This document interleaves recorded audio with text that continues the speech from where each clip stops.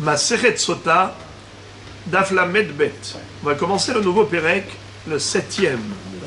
Elu Ne'emarim Bechol Lashon. Dans cette Mishnah, nous allons étudier 15 halachot. On va voir que très souvent, la Torah nous demande de réciter un texte. La question est de savoir, est-ce qu'à chaque fois que la Torah nous demande de prononcer un récital, est-ce qu'il faut absolument le dire en hébreu, Belashon HaKodesh, tel que c'est écrit dans la Torah, dans la langue sacrée, ou bien ça peut se faire en n'importe quelle langue.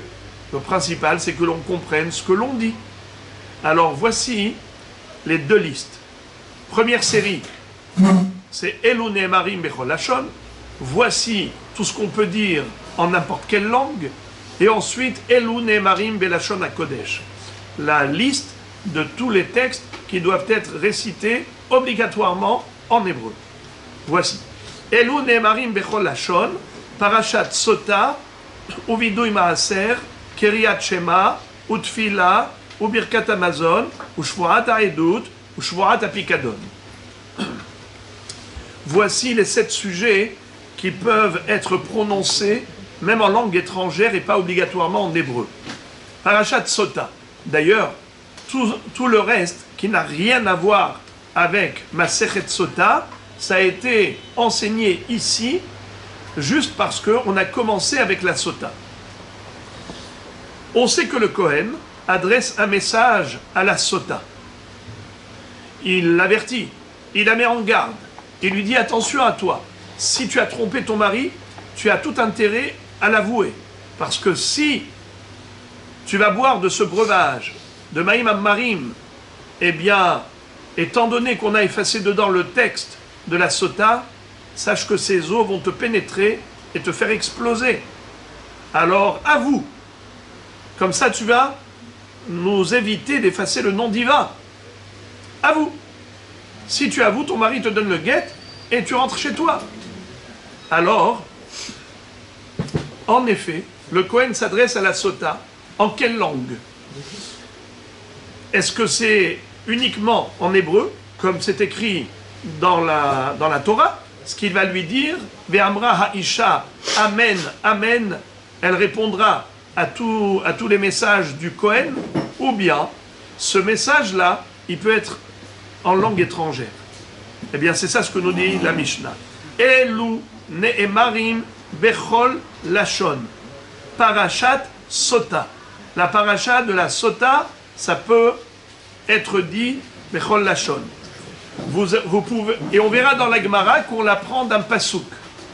D'où on apprend que la paracha de la Sota, lorsque le Kohen s'adresse à la femme soupçonnée d'adultère, il peut lui parler en n'importe quelle langue, pourvu qu'elle comprenne. A priori, on n'a pas besoin d'un pasouk pour cela. Puisqu'on a besoin qu'elle comprenne, alors c'est tout à fait normal qu'il faille lui parler dans sa langue. Quelle est la Hava Amina de dire qu'il faille parler d'Avka en hébreu? Mais c'est évident qu'il faut qu'elle comprenne, donc il lui parle dans sa langue. Est-ce qu'on avait besoin d'une référence thoraïque pour démontrer que la paracha de Sota peut être dite en n'importe quelle langue? Mais c'est tout à fait normal, sinon comment elle va comprendre? La réponse, c'est que c'est sûr qu'il aurait fallu lui traduire dans la langue qu'elle comprend. Mais on aurait pu penser que d'abord, il faut obligatoirement le dire d'abord en hébreu. Et une fois qu'on l'a dit en hébreu, on va lui traduire pour qu'elle comprenne. On aurait pu penser cela. C'est ça ce que la Mishnah te dit. Tu n'as pas besoin de réciter d'abord ces phrases en hébreu et ensuite les traduire pour qu'elle comprenne. Tu peux d'emblée lui adresser le message dans la langue qu'il comprend, car la Torah n'a jamais exigé que le message du Kohen à la Sota se fasse en Belashon HaKodesh. Ça peut être d'emblée se faire Belashon, Bechol Lashon, comme on va le déduire. La Gemara va nous citer la référence.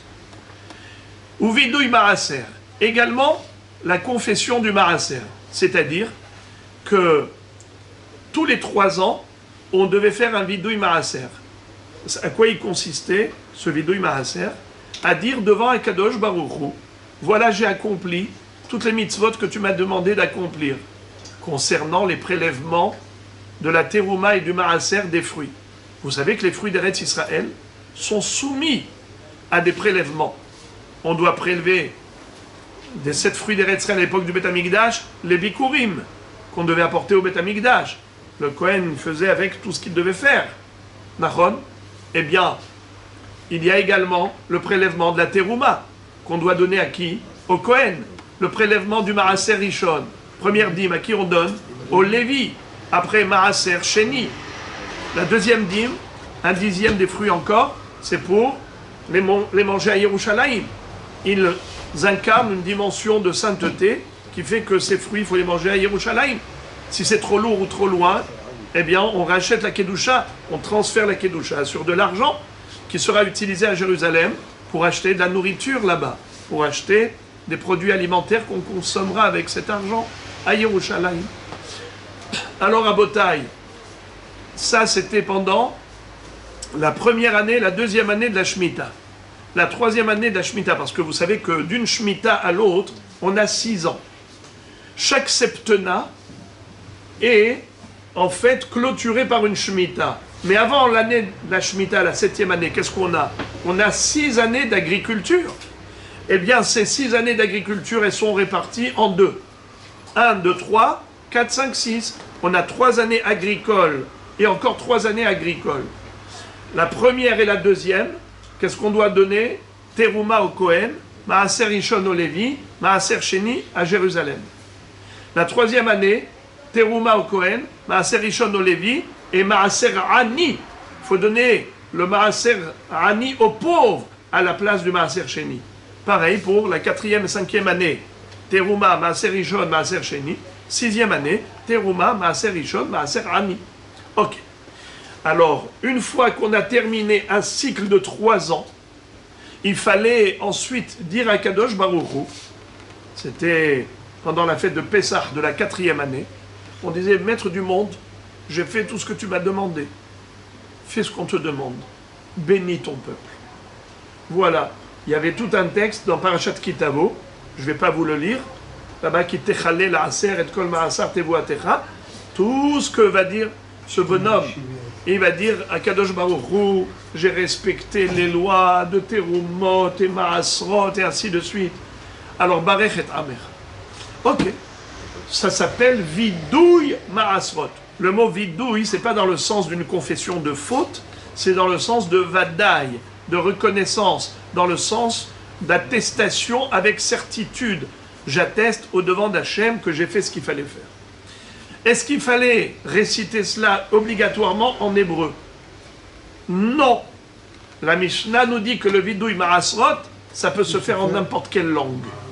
Ne'emarim bechol lashon. Kriyat Shema. Le Shema Israël Hashem Elokeinu Hashem Echad.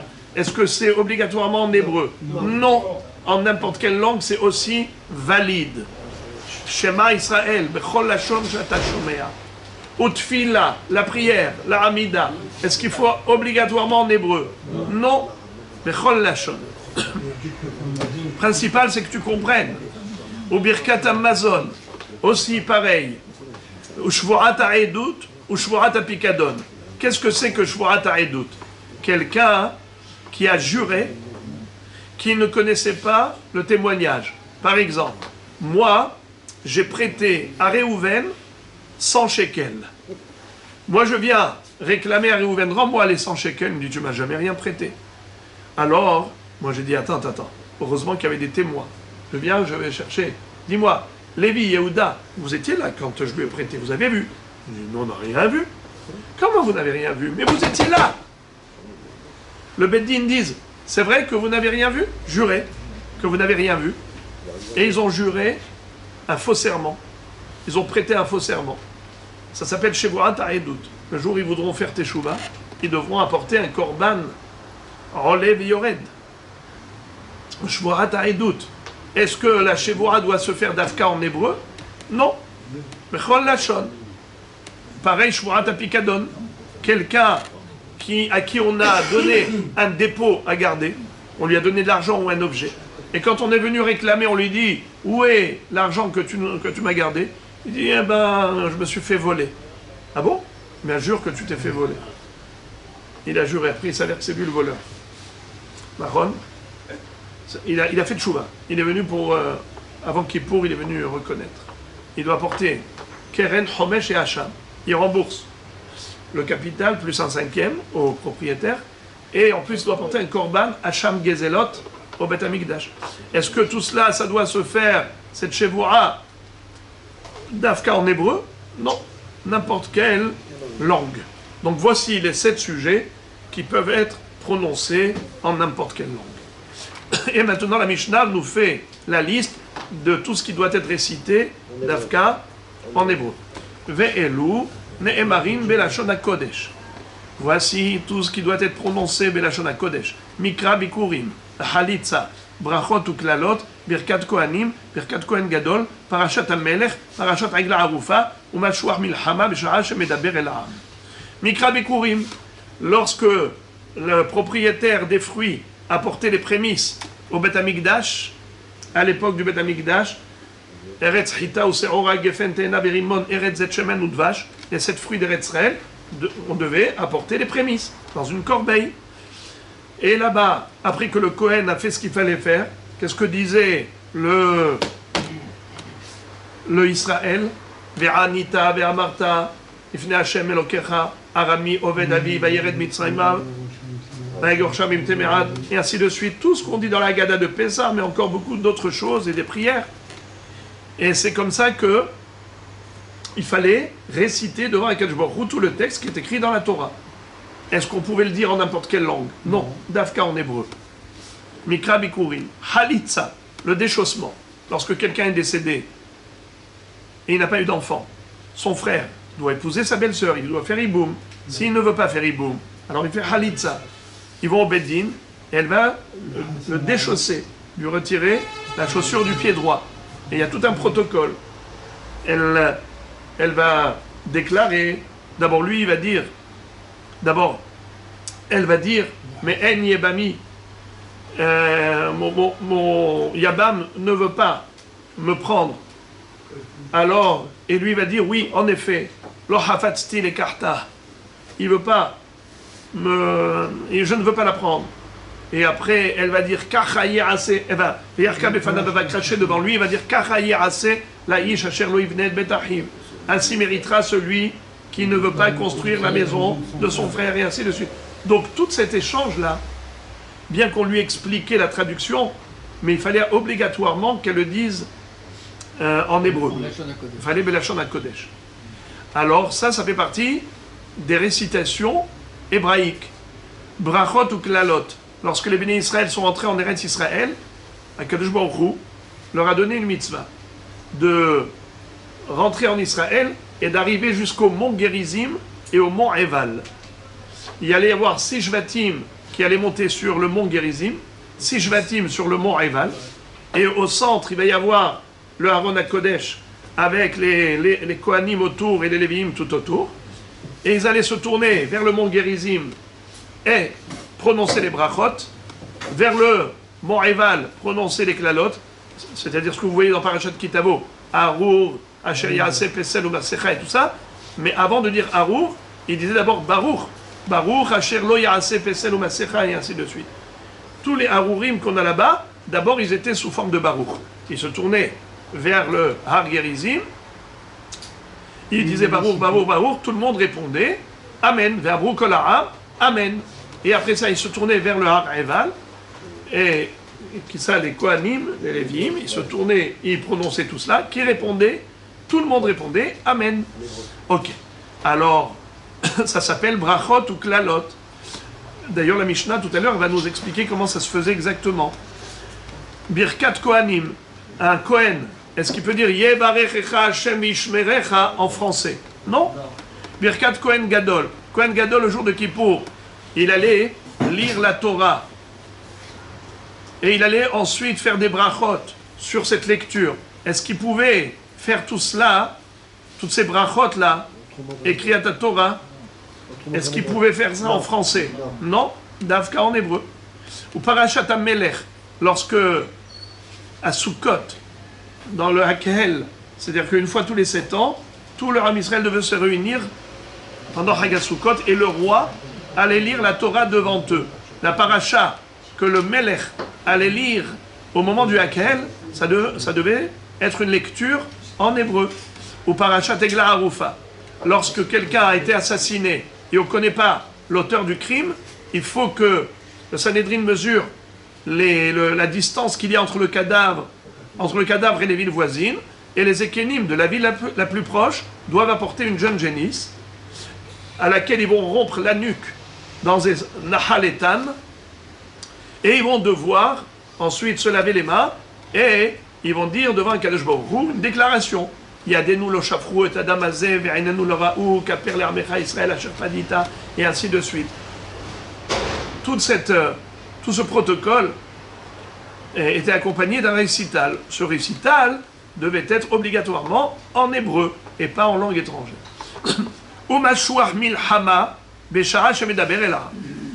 Et également le Kohen qui s'appelait Mashuach milhama, qui était oint pour la guerre. Il y a 3 sortes de Kohen. Kohen Gadol, Kohen Ediot et Kohen Mashuach milhama. C'était le Kohen spécial qui allait accompagner les bénis Israël au front de guerre pour leur envoyer un message d'encouragement et pour dire que ceux qui n'étaient pas courageux, qui rentrent chez eux. Celui qui a peur, qui rentre chez lui. Celui qui a construit une maison, il ne l'a pas inaugurée, qui rentre chez lui. Celui qui s'est fiancé, pas marié, qui rentre chez lui. Celui qui, comment on appelle ça, qui a planté une vigne, eh bien, pareil, qui rentre chez lui. Après, il leur disait, n'ayez pas peur, avec Shbochou est avec vous, Shema Israël, Atem Keribim, Ayom la Milchama. Et ainsi de suite. Tout cela en hébreu. Tout cela devait être dit en hébreu. Ok, voilà, ça fait 8 sujets. La Gemara dit, la Mishnah dit, Mikra Bikurim Ketzad. D'où sait-on que le récital des Bikurim devait être prononcé en hébreu? Parce qu'il est écrit Ve'anita ve'amarta lifnei Hashem Elokecha ulhalanu omer ve'anu alvim ve'amru ma lehalan belashon hakodesh afkan belashon hakodesh. C'est-à-dire,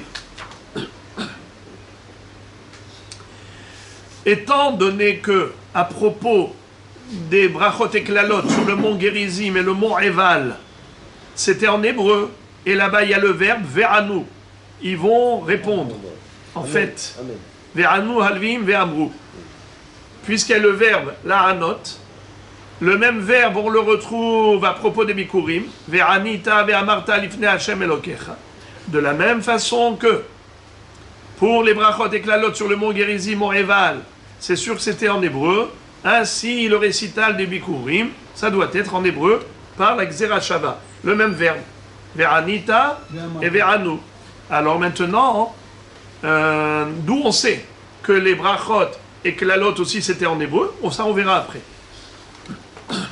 Halitza ketzad. D'où sait-on que le déchaussement devait se faire en hébreu?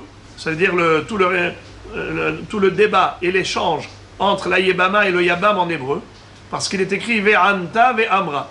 Ulhalanu omer ve'anu alvim ve'amru. Ma lehalan belashon hakodesh afkan belashon hakodesh. La même chose, Gzera Shava, on retrouve le même verbe. Ve'anu, halevim, ve'amru. Et la femme qui fait la halitza aussi s'écrit Ve'anta, ve'amra. La note, c'est répondre. Juste, je voudrais vous dire que parfois, le verbe la anote, il n'est pas obligatoirement indicateur de réponse. Ce n'est pas forcément une réponse. Parce que parfois il est écrit dans la Torah Ve'anita ve'amarta et ce n'est pas une réponse. Celui qui apporte les bikurim, il ne répond pas à une question. Seulement, pourquoi c'est écrit Ve'anita ve'amarta? Parce que s'il n'y avait pas écrit Ve'anita, c'est écrit seulement Ve'amarta, on aurait pu penser même à voix basse. C'est pour ça qu'il est écrit Ve'anita, c'est pour dire à haute voix. De la même façon que quelqu'un qui répond à une question, obligatoirement il parle à haute voix, ainsi le récital de Bikurim devait être à haute voix, et pas à voix basse. Si moi je vous pose une question et vous me répondez en murmurant, en chuchotant, je n'ai rien entendu, vous ne m'avez pas répondu. Toute réponse, elle est obligatoirement en haute voix. C'est pour ça que parfois la Torah, elle utilise le verbe ve'anita Alors c'est pas une réponse à une question, c'est juste pour indiquer qu'il faut que ce soit Bekol Ram.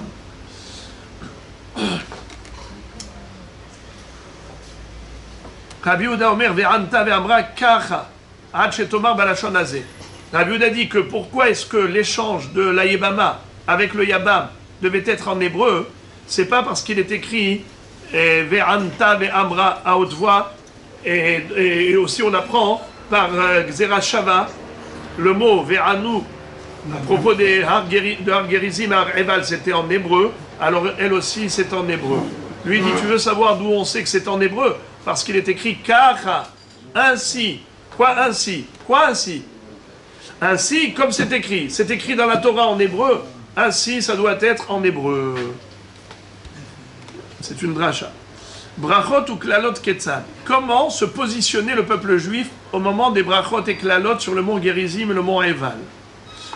Kevan she'avu Israël et Yarden, ou ba'u el har Gerizim el har Eval shebashomron, ושבצד שכם שאצל אלוני מורה שנאמר הלא המה בעבר הירדן ולהלן הוא אומר ויעבור אברהם בארץ עד מקום שכם עד אלון מורה מה להלן מה אלון מורה האמור להלן שכם אף אלון מורה האמור כאן שכם. Alors premièrement c'était pour nous indiquer que le mont Gerizim et le mont Eval se situaient à côté de Shechem. Et la ville de Shechem, elle porte un autre nom, c'est Eloné Moré. Et d'où on le sait que Elon Moré et Shechem c'est la même chose, puisqu'il est écrit comme ça. Halo hema be'evera Yarden etzel Eloné Moré. Ule'alanu omer, vayavor Abraham ba'aretz ad mekom Shechem ad Elon Moré. Akadosh Baruch Hu nous dit que les brachot et les klalot sur le mont Gerizim, mont Eval, c'est écrit qu'ils sont à côté de Eloné Moré. Et on retrouve à propos d'Abraham Avinu dans Sefer Bereshit que Abraham Avinu est arrivé jusqu'à Shechem, jusqu'à Elon Moré. Donc tu vois que Elon Moré, Shechem c'est pareil. Ma Elon Moré amour le Alan Shechem, af Elon Moré amour kan Shechem. Alors même le mont Gerizim, le mont Eval, dont Akadosh Baruch Hu a dit que c'est à côté de Eloné Moré, ça veut dire à côté de la ville de Shechem, qui est plus connu que Elon Moré. La Mishnah continue et nous dit comment il se positionnait. Shisha Shevatim alou les rosh har Gerizim et Shisha Shevatim alou les rosh har Eval. Il y a 6 tribus qui sont montées sur le mont Gerizim et 6 tribus qui sont montées sur le mont Eval. Alors si on traduit littéralement, les roches, ça veut dire au sommet. Mais là, on va voir tout de suite que ce n'est pas vraiment au sommet. C'était sur le flanc de la montagne, mais pas vraiment au sommet. Puisqu'on va voir tout de suite. Et les Kohanim, et les Léviim, et le Aaron à Kodesh se trouvaient entre les deux montagnes. À Kohanim et Kifim et Aaron, les Kohanim entouraient l'Arche Sainte, les Alviim et à Kohanim, et les Léviim entouraient les Kohanim. Et Chol Israël, Mikan ou Mikan. Et tout Israël se trouvait à droite et à gauche des Kohanim et Léviim, c'est-à-dire vers la montagne Gerizim, vers la montagne Eval. Shenemar vechol Israël uskena veshotrim veshoftav omdim mize ou mize la Aaron, hetzio el mul har Gerizim, vehetzio el mul har Eval. La moitié qui se tenait mul har Gerizim et le mul har Eval, c'est-à-dire il y a ici une contradiction, parce que dans la Torah, il est écrit Al Har Gerizim. Et ici, on nous dit que c'est, comme c'est écrit dans le Sefer Yoshua, en face. Alors, est-ce que c'est en face ou est-ce que c'est au sommet? C'est entre les deux. Hafrou Penem Klaper Gerizim. Les Kohanim et les Léviim se sont orientés et dirigés vers le Har Gerizim, ou Patrou Bibracha. Et ils ont commencé par dire Baruch. Baruch ha'ish asher lo ya'aseh pesel u'masecha. Tous les Harour, ils ont commencé d'abord avec Baruch. Ve'elu va'elu onim amen. Et tout le Ham Israël, les 6 tribus qui étaient sur le mont Gerizim, les 6 tribus qui étaient sur le mont Eval, tout le monde répondait Amen pour chaque bracha. Hafrou penehem klape har Eval ou patrou biklala. Après, ils se retournaient vers le Har Eval et ils disaient tous les Harour. Harour ha'ish asher ya'aseh pesel u'masecha. Maudit soit l'homme qui va fabriquer des idoles. Vaelu vaelu onim amen. Et tout le Ham Israël répondait amen. Ad shegomrim brachot uklalot, jusqu'à ce qu'ils aient terminé la récitation de toutes les brachot et klalot qu'on retrouve dans Parashat Kitavo. Après ça, ils ont fait comme la mitzvah qu'a demandé à Kadosh Baruch Hu.